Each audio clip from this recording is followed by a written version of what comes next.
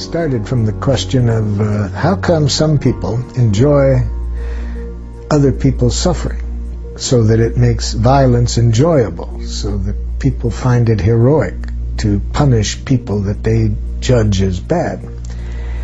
And then how come other people in the same society are just the opposite? They get their joy not in believing that there's bad people that need to be punished, but they get their joy in contributing to people's well-being.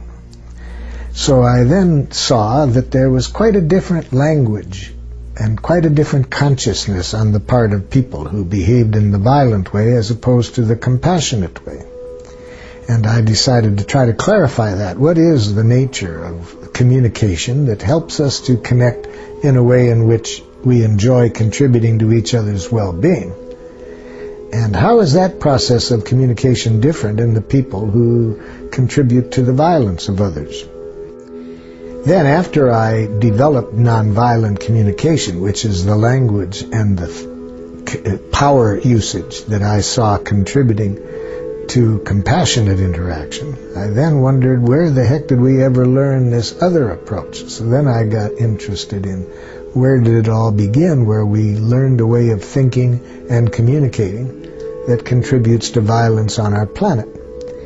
And here scholars and scientists like Walter Wink, the theologian, and his book The Powers That Be, and others who share his perspective, trace this back to about 8,000 years ago when various things happened I won't go into now, but we came out of it with organizing ourselves in terms where a few people who claim to be superior dominate others.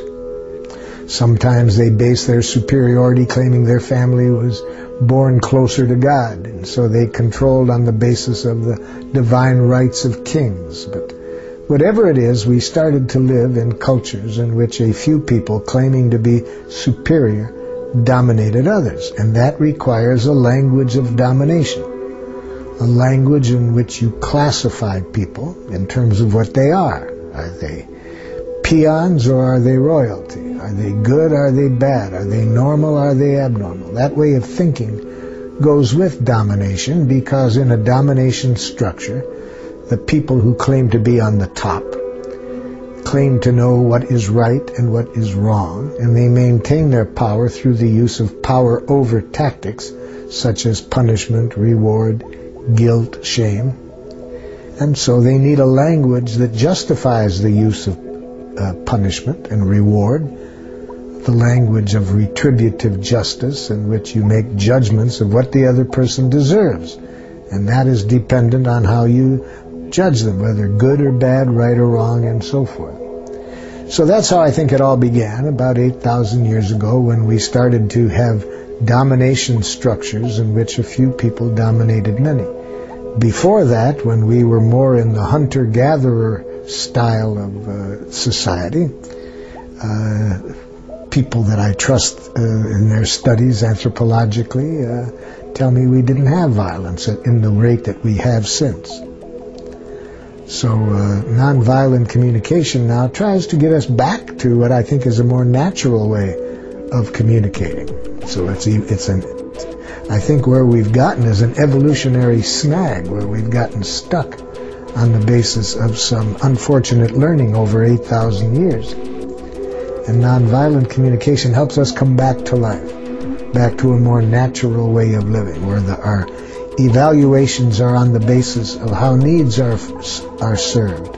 Are we meeting our needs and the needs of others, rather than who is what, and who's right, who's wrong, who's good and who's bad? No. Are our needs getting met? And if not, what can we do so that everyone's needs get met? That's the language of nonviolent communication. Our training is based on the assumption that the kind of beliefs and judgments that people have that lead them to dehumanize one another and to deny each other's rights, that language, we think, is a distortion of need language. That people are trying to say is that our needs are in danger. Some of our needs are in danger.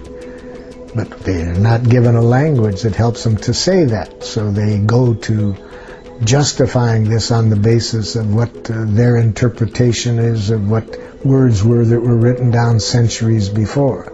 The Bible says, or the Quran says, and they then tried to use these documents as justifying that they are right and the other side is wrong. So when I'm mediating between two groups that are thinking that way, who are at war with each other, each time they use that kind of thinking, I translate it into an unmet need. So when I'm working with two groups, such as two tribes that I was working with in northern Nigeria that were at war with each other, and I ask, what needs of yours are not being met? And I'm confident if we can get everybody's needs clarified, we'll find a strategy for meeting the needs of people on both sides. And a chief from the Christian tribe immediately screams across the table, "These people are murderers." The other people scream back, "These people have been dominating us for 80 years.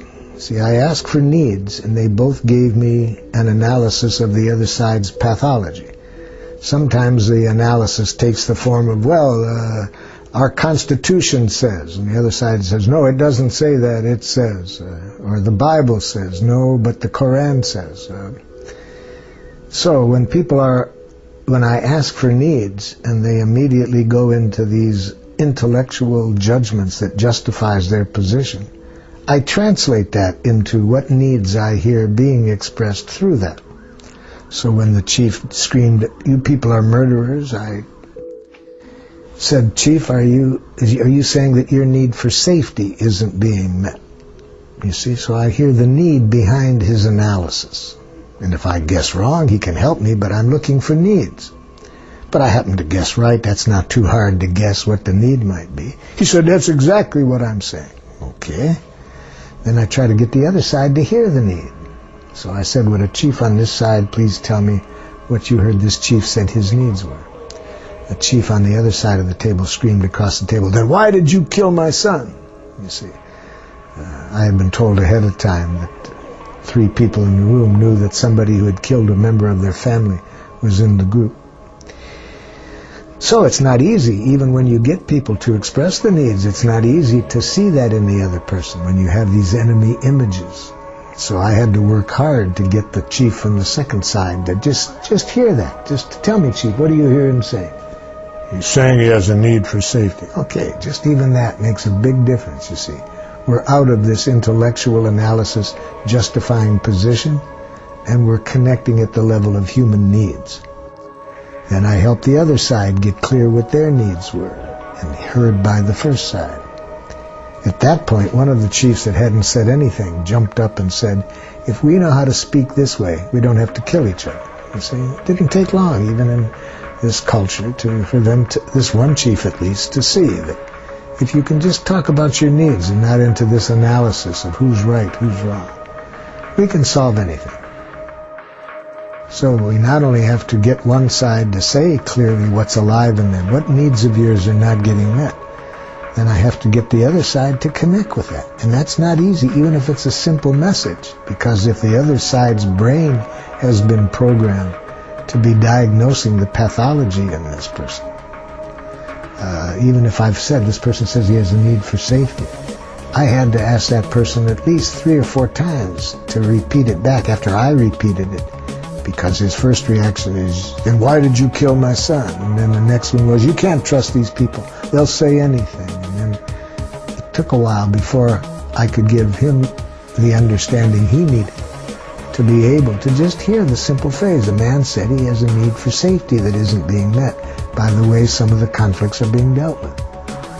Whew, that took a lot of work just to get that far, but once I got there. So the empathy is the second party seeing this other person's humanness. And the way we see the humanness is by seeing the needs without these enemy images clouding that. It's not easy to do that. It requires full presence to what is alive in this other person. We teach people how to hear the needs on 2 parts of ourself. The one part of ourself is that part that evaluates what we do. Every action we take, we need to evaluate it about whether it meets our needs or not. If I cook a meal for myself, I I need to evaluate, did that meet my need for nurturance, taste, and so forth? And if it didn't, then I want to change that. So whether it's something I did for myself, or if I say something to another person, sometimes it doesn't meet the needs of mine, so I need to evaluate it. Now, how do I evaluate it? If I evaluate it by attacking myself, I say that was a stupid thing to do. We instead suggest to people that you evaluate what you do by whether it met your needs or not. You'll find that you can learn better without losing self-respect. If we can learn from our mistakes by being conscious of what need wasn't met to begin with, and then to understand another part of ourselves. What need were we trying to meet by doing what we did? So that's the same process I was saying using between two groups, but I'm using it within myself between two different functions within myself. The function that evaluates what I do, the function that chooses to do what I do. And if I evaluate them in the way I was educated to evaluate, I'd say to myself, that was a stupid thing to do. How could you do something so dumb? And then if I look at the other side of myself about why I do it, I had to do it. I had no choice. It denies responsibility. And I can have that going on within myself forever. And if I do, I'll have a lot of depression, guilt, and shame, and it will be very hard to learn from my human limitations. But if I can see the truth is I didn't meet this need of mine by what I did. What need was I trying to meet? Oh yeah, I was trying to meet this need.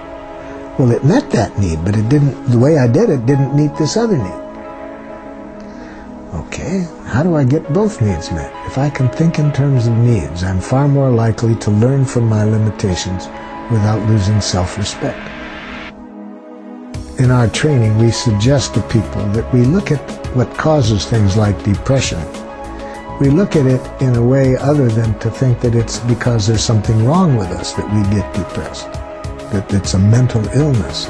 We have reasons for worrying about the whole concept of mental illness. We think that some people who we call mentally ill, they have some physical problems that affect their thinking and their chemistry, so that they think that they're something they're not, or they think that people are trying to attack them that aren't. So this can be caused by some physical dysfunction, and I wouldn't want to call them mental illnesses. I would want to say the person has a neurological or a chemical imbalance or something. These are the smallest percentage of people who get labeled mentally ill have those kind of problems. The others, I think it's a very unscientific term to use, mental illness, but worse than unscientific, by making it seem like people have something wrong within them. We don't look at what really contributes to things like depression and to the kind of violence we have on the planet. Our understanding in nonviolent communication is that people get depressed, very depressed, because of how they're trained to think, how they're educated to think. And they get stuck in this thinking, and depression is the result of it. So we don't see it as an illness. With people that have that, we try to help them become conscious of what you're telling yourself that's making you so depressed. And then we show them how what you're telling yourself, the judgments you make of yourself, simply are resulting because a need of yours hasn't been met. And unfortunately, we haven't been educated to get connected to the need. So when that need isn't being met, you go up to your head and start blaming yourself, shaming yourself, attacking yourself. And the depression is an inevitable result of how you think about yourself. So we show people how to transform that thinking about themselves into a language of life. If you say I shouldn't be depressed, or there's something wrong with me for being depressed, which is what we give the idea to people, that you're mentally ill if you are depressed or you have bipolar illness. They now not only have the results of this thinking that makes them depressed, now they think there's something wrong with them for being depressed, so they're doubly depressed because they're judging themselves for judging themselves. So we say, no, there's nothing wrong with you that you do that. You think that way because you were trained to think that way. Now, there's some beauty in it. If you can see the need of yours that wasn't met behind that, you can learn from something. You can better meet your needs. But if you don't get connected to the need of yours that isn't being met, You just stay up in your head saying, I'm a failure, I'll never amount to anything. Or you ask yourself unanswerable questions such as, why did I do that? When you really know the answer, you're already telling yourself, I did it because I'm a failure, I'm a loser. So if you just communicate that way internally, you're going to spend a good deal of your life being depressed. Doesn't mean there's something wrong with you. It means you've been educated to think that way. If you take a look at the last 8,000 years through the eyes of Teilhard Chardin, the priest and the paleontologist, he sees a rapid movement back to a more natural way. He calls it Christ consciousness, but my Palestinian friends call this Islam. And anyway, all of them see us as moving back to what is really what we know, that the good life is enriching life, contributing to people's well-being. It's not competing and winning. It's being conscious we're all created out of the same energy. Nobody can benefit at somebody else's expense. So our economy, which its success is measured by whether the rich get richer and the poor get poorer, we're coming to see that that's not going to meet anybody's needs. When I ask people all over our planet in my work to think of something they did recently that enriched somebody's life, and everybody can usually think of it, although it takes a while because we every day do so many things that do that. It's so part of us that we don't think of it. You know, we give verbal greetings that are designed to connect in a pleasant way with people. We cook meals for people. We do it, touch them in ways that nourish. So very often it takes a while before people can answer this question, but then they get something in mind that they've done for somebody in the last 24 hours. Now I say, focus your attention on how you think that enriched their life, in terms of their needs. What needs of theirs were met? How do you think that left them feeling? And when people start to imagine that, you can see a beam come out in their face and their eyes. And I say, how do you feel right now when you realize that you did something that had that impact on people? And people say, oh, I feel good, I feel happy, I feel delighted. Then I ask them this question: do any of you know anything that's more fulfilling than to do that? To use the power we have in a way that contributes to people's well-being. And I've asked that question all over the planet, and nobody has ever said to me, yeah, if you get a Lexus, that's better, or if you get these kind of culturally induced rewards, that's better. No, people say the most fulfilling thing is to contribute to people's well-being. Well, that's play then. That's the most enjoyable play that we human beings engage in, to contribute to people's well-being. Now, sometimes that play can involve hard work, because I may work very hard to do something that contributes to people's well-being. Sometimes I travel a long way across the world to offer something to people that's enriched my life. But it's play when my full focus of attention is on why I'm doing it. I'm not doing it for money. I'm not doing it to get a positive report card. I'm doing it because something that has increased joy in my life. It's joyful to share it with others. It's a fun game. It's the most fun game I've ever found, contributing to people's well-being. I'm really confident it's the most fulfilling game we human beings will ever find. So Teilhard Chardin sees a rapid evolution. He just sees this last 8,000 years as just a temporary snag in our evolution, where some things led us to get culturally ignorant and to get involved in violence and competition. And he says it's just an evolutionary phenomenon, and he sees a rapid movement back to the more natural consciousness. Well, I agree with him that it's happening, and I think it's rapid, but my not being a paleontologist, I don't think in terms of tens of thousands of years. I have a granddaughter. I would like to see us speed it up. We're living on a planet where we have enough resources to meet everybody's needs. We have enough food so that it isn't necessary for millions to starve. We have the medicines that could be preventing millions from dying of diseases. So it's only the consciousness that we need to alter. And there is a rapid movement toward the evolution of this consciousness. I just want us to do it faster.